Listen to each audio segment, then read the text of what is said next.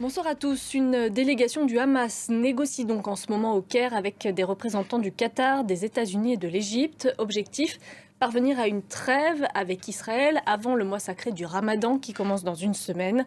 Cette pause dans les combats permettrait notamment à la population exsangue de Gaza de bénéficier plus facilement d'aide humanitaire. Attention, certaines images peuvent choquer.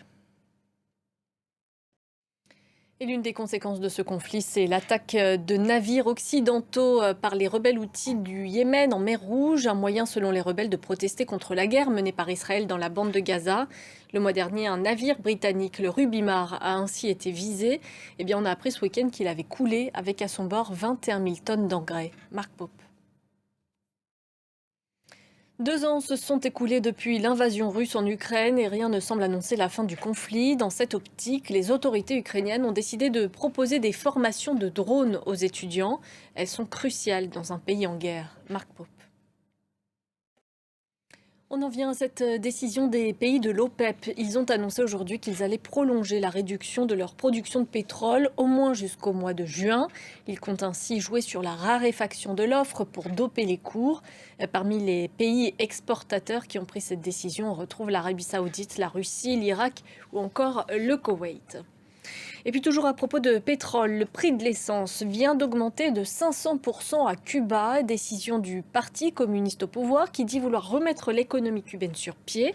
Mais après des années de crise économique, les Cubains craignent de ne pas pouvoir supporter un nouveau coup dur.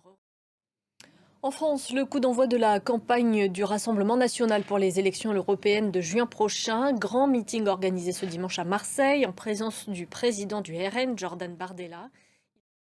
Toujours en France, le Salon de l'Agriculture a fermé ses portes ce dimanche avec une fréquentation en légère baisse par rapport à l'an passé. Mais ce qui aura le plus marqué les esprits lors de cette édition, c'est la colère des agriculteurs qui ont notamment perturbé la visite d'Emmanuel Macron. Retour sur 10 jours de salon avec Gaspard de Florival. Au Pakistan, Shehbaz Sharif est de retour au poste de Premier ministre. Il a été élu ce dimanche par la toute nouvelle Assemblée nationale issue des dernières législatives. Un mot sur ce week-end historique sur les parquets de basket américains en NBA. LeBron James continue d'écrire l'histoire. Et on termine avec ces images de ce volcan entré en éruption sur l'une des îles des Galapagos en Équateur.